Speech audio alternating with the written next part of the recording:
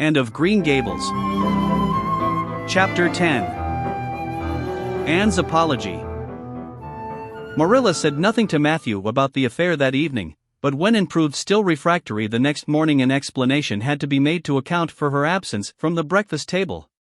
Marilla told Matthew the whole story, taking pains to impress him with a due sense of the enormity of Anne's behavior. "It's a good thing Rachel Lynde got a calling down, she's a meddlesome old gossip," was Matthew's consolatory rejoinder. "Matthew Cuthbert, I'm astonished at you.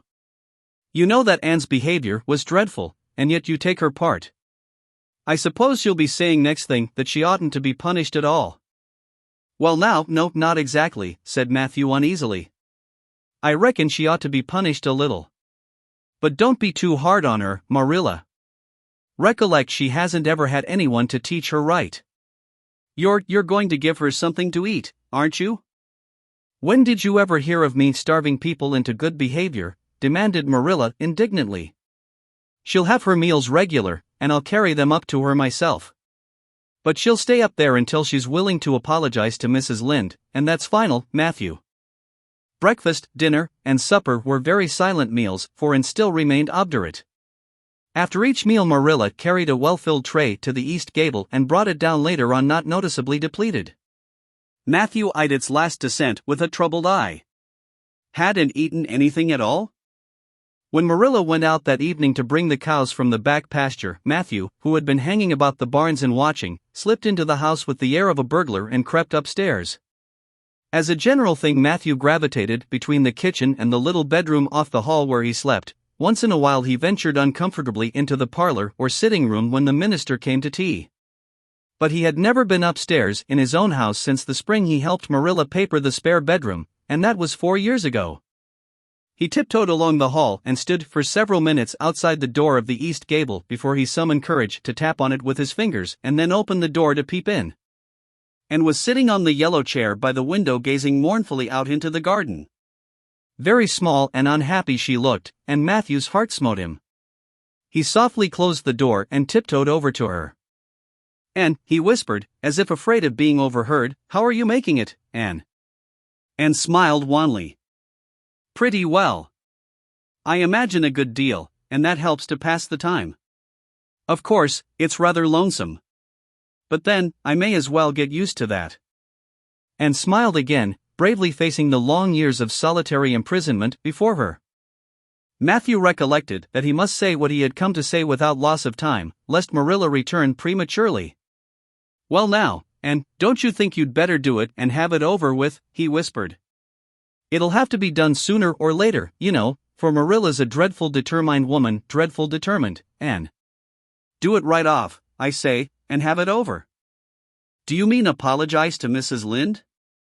"Yes, apologize, that's the very word," said Matthew eagerly. "Just smooth it over so to speak. That's what I was trying to get at." "I suppose I could do it to oblige you," said Anne thoughtfully. "It would be true enough to say I am sorry, because I am sorry now. I wasn't a bit sorry last night. I was mad clear through, and I stayed mad all night. I know I did because I woke up 3 times and I was just furious every time. But this morning it was over. I wasn't in a temper anymore and it left a dreadful sort of goneness, too. I felt so ashamed of myself. But I just couldn't think of going and telling Mrs. Lynde so. It would be so humiliating. I made up my mind I'd stay shut up here forever rather than do that. But still I'd do anything for you if you really want me to." "Well now, of course I do. It's terrible lonesome downstairs without you. Just go and smooth things over, that's a good girl." "Very well," said Anne resignedly. "I'll tell Marilla as soon as she comes in I've repented." That's right, Anne. But don't tell Marilla I said anything about it. She might think I was putting my oar in and I promised not to do that." "Wild horses won't drag the secret from me," promised Anne solemnly. How would wild horses drag a secret from a person anyhow? But Matthew was gone, scared at his own success. He fled hastily to the remotest corner of the horse pasture lest Marilla should suspect what he had been up to. Marilla herself, upon her return to the house, was agreeably surprised to hear a plaintive voice calling Marilla over the banisters. Well, she said, going into the hall. I'm sorry I lost my temper and said rude things, and I'm willing to go and tell Mrs. Lynde so. Very well. Marilla's crispness gave no sign of her relief. She had been wondering what under the canopy she should do if and did not give in. I'll take you down after milking. Accordingly, after milking, behold Marilla and in walking down the lane, the former erect and triumphant, the latter drooping and dejected. But halfway down Anne's dejection vanished as if by enchantment. She lifted her head and stepped lightly along, her eyes fixed on the sunset sky and an air of subdued exhilaration about her. Marilla beheld the change disapprovingly. This was no meek penitent such as it behooved her to take into the presence of the offended Mrs. Lynde. What are you thinking of, Anne? She asked sharply. I'm imagining out what I must say to Mrs. Lynde, answered Anne dreamily. This was satisfactory, or should have been so. But Marilla could not rid herself of the notion that something in her scheme of punishment was going askew. And had no business to look so rapt and radiant. Rapt and radiant, and continued until they were in the very presence of Mrs. Lynde, who was sitting knitting by her kitchen window. Then the radiance vanished. Mournful penitence appeared on every feature. Before a word was spoken, Anne suddenly went down on her knees before the astonished Mrs. Rachel and held out her hands beseechingly. Oh, Mrs. Lynde, I am so extremely sorry, she said with a quiver in her voice. I could never express all my sorrow, no, not if I used up a whole dictionary. You must just imagine it. I behaved terribly to you, and I've disgraced the dear friends, Matthew and Marilla, who have let me stay at Green Gables although I'm not a boy. I'm a dreadfully wicked and ungrateful girl, and I deserve to be punished and cast out by respectable people forever. It was very wicked of me to fly into a temper because you told me the truth. It was the truth, every word you said was true. My hair is red and I'm freckled and skinny and ugly.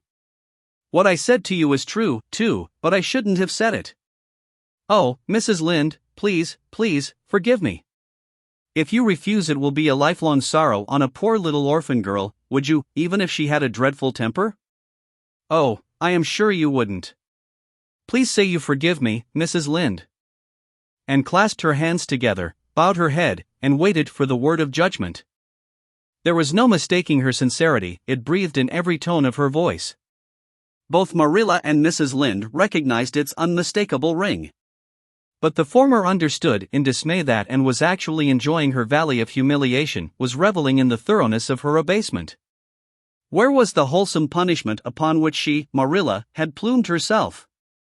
And had turned it into a species of positive pleasure. Good Mrs. Lynde, not being overburdened with perception, did not see this. She only perceived that Anne had made a very thorough apology, and all resentment vanished from her kindly, if somewhat officious, heart.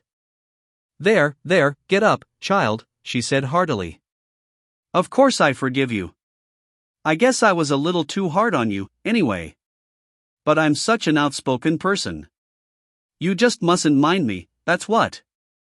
It can't be denied your hair is terrible red, but I knew a girl once, went to school with her, in fact, whose hair was every mite as red as yours when she was young, but when she grew up it darkened to a real handsome auburn. I wouldn't be a mite surprised if yours did, too, not a mite. Oh, Mrs. Lynde. And drew a long breath as she rose to her feet. You have given me a hope. I shall always feel that you are a benefactor. Oh, I could endure anything if I only thought my hair would be a handsome auburn when I grew up. It would be so much easier to be good if one's hair was a handsome auburn, don't you think? And now may I go out into your garden and sit on that bench under the apple trees while you and Marilla are talking? There is so much more scope for imagination out there. Laws, yes, run along, child. And you can pick a bouquet of them white June lilies over in the corner if you like. As the door closed behind and Mrs. Lynde got briskly up to light a lamp. She's a real odd little thing. Take this chair, Marilla, it's easier than the one you've got, I just keep that for the hired boy to sit on. Yes, she certainly is an odd child, but there is something kind of taking about her after all. I don't feel so surprised at you and Matthew keeping her as I did, nor so sorry for you, either. She may turn out all right. Of course, she has a queer way of expressing herself, a little too kind of forcible, you know, but she'll likely get over that now that she's come to live among civilized folks. And then, her temper's pretty quick, I guess, but there's one comfort: a child that has a quick temper, just blaze up and cool down, ain't never likely to be sly or deceitful. Preserve me from a sly child, that's what. On the whole, Marilla, I kind of like her. When Marilla went home and came out of the fragrant twilight of the orchard with a sheaf of white narcissi in her hands. I apologized pretty well, didn't I? She said proudly as they went down the lane. I thought since I had to do it I might as well do it thoroughly. You did it thoroughly, all right enough, was Marilla's comment. Marilla was dismayed at finding herself inclined to laugh over the recollection. She had also an uneasy feeling that she ought to scold Anne for apologizing so well, but then, that was ridiculous. She compromised with her conscience by saying severely, I hope you won't have occasion to make many more such apologies. I hope you'll try to control your temper now, Anne. That wouldn't be so hard if people wouldn't twit me about my looks, said Anne with a sigh. I don't get cross about other things, but I'm so tired of being twit about my hair and it just makes me boil right over. Do you suppose my hair will really be a handsome auburn when I grow up? You shouldn't think so much about your looks, Anne. I'm afraid you are a very vain little girl. How can I be vain when I know I'm homely? Protested Anne. I love pretty things, and I hate to look in the glass and see something that isn't pretty. It makes me feel so sorrowful, just as I feel when I look at any ugly thing. I pity it because it isn't beautiful. Handsome is as handsome does, quoted Marilla. I've had that said to me before, but I have my doubts about it, remarked skeptical Anne, sniffing at her narcissi. Oh, aren't these flowers sweet? It was lovely of Mrs. Lynde to give them to me. I have no hard feelings against Mrs. Lynde now. It gives you a lovely, comfortable feeling to apologize and be forgiven, doesn't it? Aren't the stars bright tonight? If you could live in a star, which one would you pick? I'd like that lovely clear big one away over there above that dark hill. Anne, do hold your tongue, said Marilla, thoroughly worn out trying to follow the gyrations of Anne's thoughts. And said no more until they turned into their own lane. A little gypsy wind came down it to meet them, laden with the spicy perfume of young duet ferns. Far up in the shadows a cheerful light gleamed out through the trees from the kitchen at Green Gables. And suddenly came close to Marilla and slipped her hand into the older woman's hard palm. It's lovely to be going home and know it's home, she said. I love Green Gables already, and I never loved any place before. No place ever seemed like home. Oh, Marilla, I'm so happy. I could pray right now and not find it a bit hard.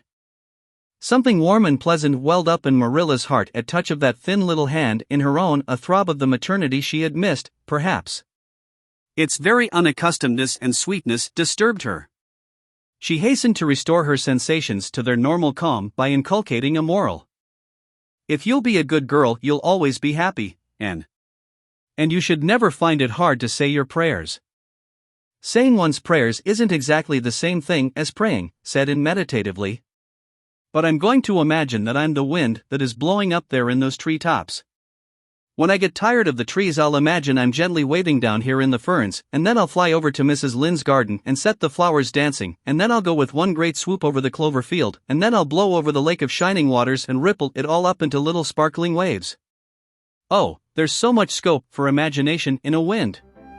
So I'll not talk anymore just now, Marilla. Thanks be to goodness for that, breathed Marilla in devout relief.